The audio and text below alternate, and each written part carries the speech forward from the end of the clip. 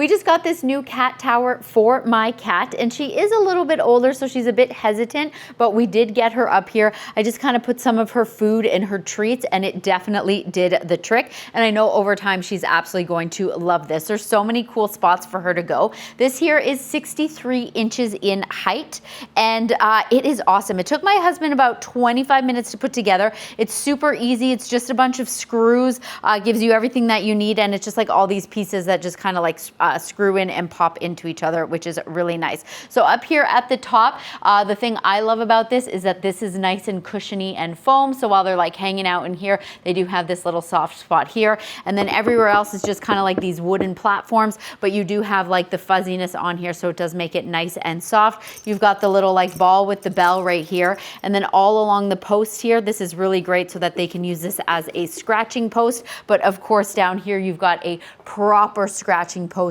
right here, so they don't have to come all the way up. You've got a great little like hammock, so they can hang out with this little rope that they can play with. And then just so many different levels that they can use, can kind of jump up. They can hang out inside this little house right here. I think this is awesome. I didn't expect it to be this big and this cool looking, and I'm obsessed, and hopefully she will be too.